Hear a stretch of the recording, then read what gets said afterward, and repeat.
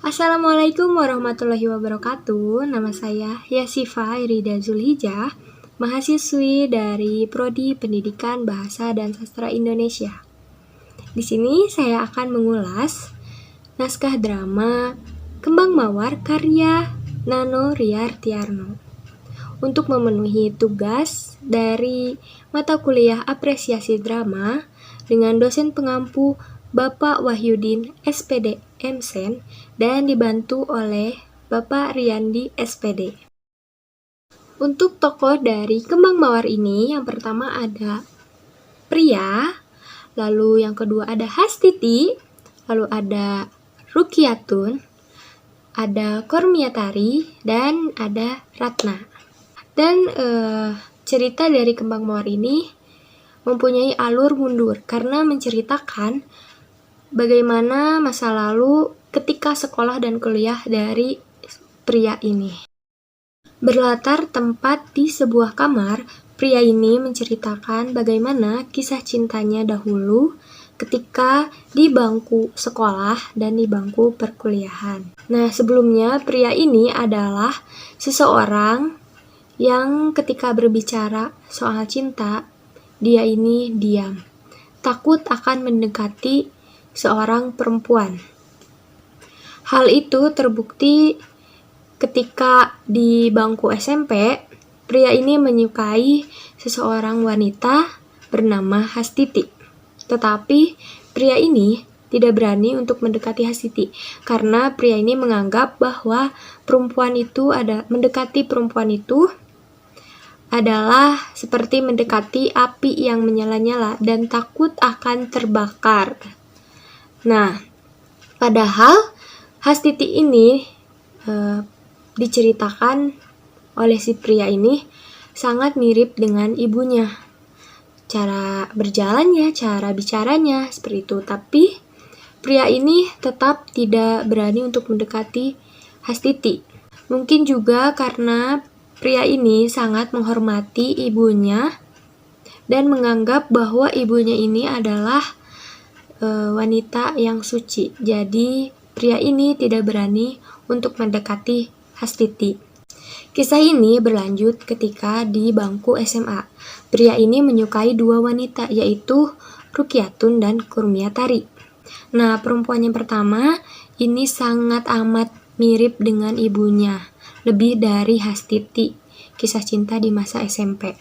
Bagaimana cara berjalannya, cara berbicaranya, gerakan tangannya ketika berbicara, bahkan cara ketika duduk itu sama persis seperti ibunya. Nah, perempuan yang kedua ini yaitu berbeda. Perempuan kedua ini lebih agresif. Sama seperti sebelumnya, pria ini tidak berani untuk mendekati dua wanita ini. Pada suatu saat, perempuan kedua ini bertanya kepada si pria, tetapi si pria ini menjawab hanya dengan secukupnya, yaitu dengan menjawab ya dan tidak. Jadi hanya menjawab sesingkat-singkatnya. Padahal pria ini menyukai perempuan ini. Tetapi sama seperti sebelumnya, pria ini tidak berani untuk mendekati perempuan-perempuan yang dia cintai. Tetapi dia selalu memperhatikan, bahkan dia menulis nama-nama dari perempuan yang dia cintai ini di pintu kamarnya. Kisah ini berlanjut ketika di masa kuliah. Lalu ia menemukan wanita perempuan yang sangat dia cintai bernama Ratna. Setelah mengetahui nama perempuan itu adalah Ratna, dia langsung mengukir nama Ratna di pintu kamarnya. Kepada perempuan ini, pria ini sangat begitu mencintai, bahkan ketika sudah lulus pun, pria ini masih mencintai Ratna. Pria ini sangat mencintai Ratna, tetapi pria ini tidak berani untuk mendekati Ratna, tidak tahu bagaimana cara untuk mengobrol dengan Ratna, bagaimana cara untuk step awal mendekati Ratna, hingga suatu saat ada dua pria ini mendekati Ratna, yang selalu mendekati, selalu menanya dengan Ratna, selalu mengobrol dengan Ratna, dan membuat pria ini sangat amat cemburu kepada dua pemuda itu.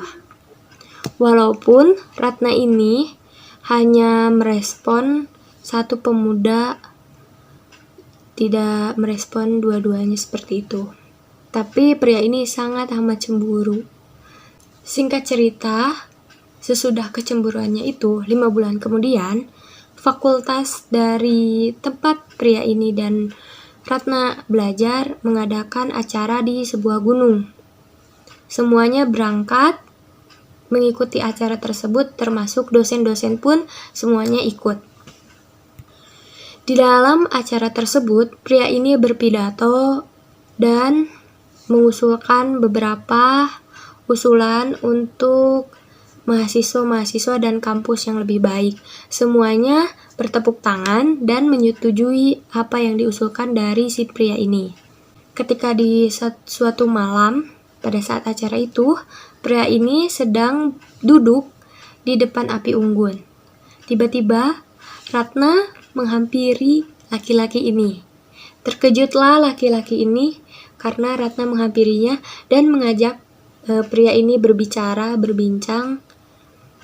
Pada awalnya, pembicaraan mereka ini canggung, tapi lama-kelamaan mereka bisa mencairkan suasana dan pria ini berpikir bahwa apakah Ratna menyukai pria ini karena pidato tadi, seperti itu. Si kembang mawar ini menceritakan segala hal kepada si pria ini ketika mereka sedang berbincang berdua. Hingga 3 jam berlalu, pria ini masih dengan kekagetannya bahwa pria ini bisa berbincang dengan Ratna, wanita yang ia cintai, tetapi tidak bisa mengatakannya, dan sempat berpikir untuk apakah saya harus mengatakan cinta di sini, seperti itu. Tetapi itu tidak terjadi karena pria ini masih sangat takut untuk mendekati Ratna. Di dalam perbincangan itu pun, karena malam yang dingin, pria ini membuka jaketnya dan memasangkannya kepada Ratna. Dan membuat pria ini masih terkejut dengan semua yang terjadi pada malam itu. Bahkan bisa sampai memakaikan jaket kepada Ratna. Singkat cerita, Ratna pergi dengan jaket si pria ini kembali ke tendanya.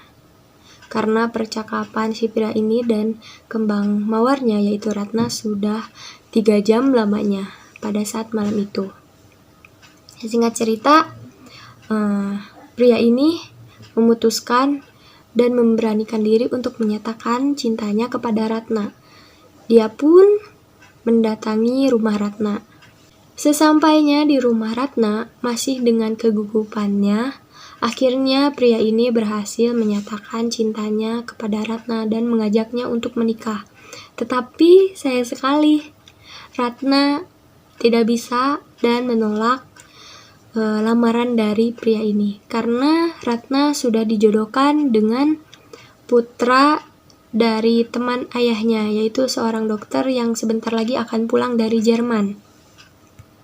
Pria ini pun kecewa dengan pernyataan dari Ratna yang menolaknya, hingga dia pun berpikir, apa yang harus saya lakukan sekarang? Apakah saya harus mendoakan agar perjodohan kalian batal, ataukah saya harus mendoakan agar kalian bahagia?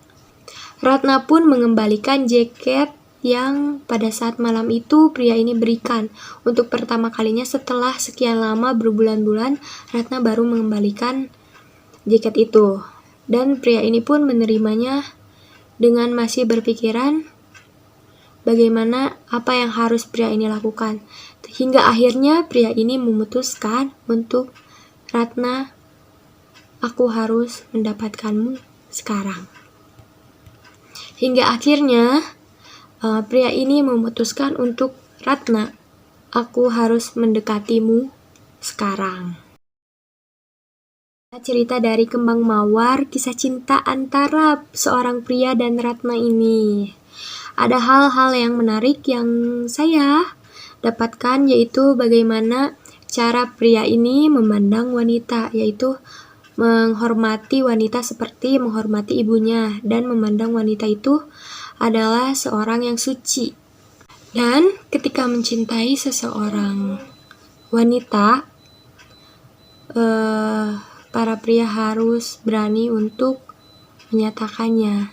Jangan dipendam, terus kejar, tetapi dengan menghormati si perempuan tersebut tanpa melakukan hal-hal yang tidak diinginkan satupun.